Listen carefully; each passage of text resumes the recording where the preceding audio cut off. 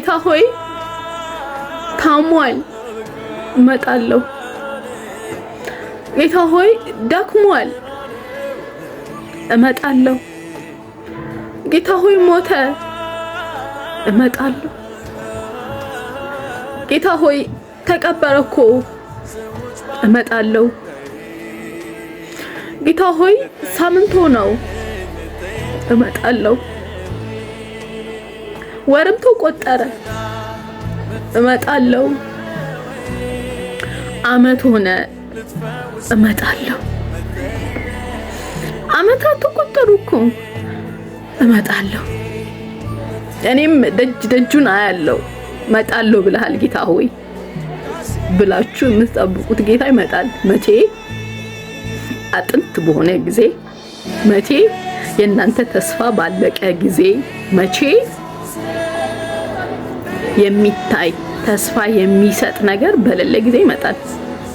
አጥንት በሆነ ጊዜ ሕዝቅኤል 37:7 አስታውሳችሁት? እግር፣ እጅ፣ ጭንቅላት የተበታተነ አጥንት በሆነ ቦታ ወሰደውና ቃል ተናገራሉ። እሻለ ቃል ተናገረ። ከዛ ታላቅ ሰራዊት አደረጋቸው። አጥንት የነበረውን ሰራዊት ብሎ ጠራቸው። ስለዚህ ጌታ ይመጣል። ደክሟችኋል? አቅቷችኋል? ታመመ? ደከመ? ሞተ? ተቀበረ? ሳምንት፣ ወር፣ አመት ተቆጠረበት? ተረሳ? ጌታ ግን ይመጣል። ድንገት ይመጣል። ጌታ እመጣለሁ ብሏል። ደጁን እያያችሁ ጌታ ሆይ እመጣለሁ ለይለ እያላችሁ ጠብቁ። ሰው እንኳን እመጣለሁ ብሎ ምን ትለኛለች ብሎ ቀርቶ አያውቅም። ጌታ ደግሞ በብዙ የሚታመን አምላክ ነው።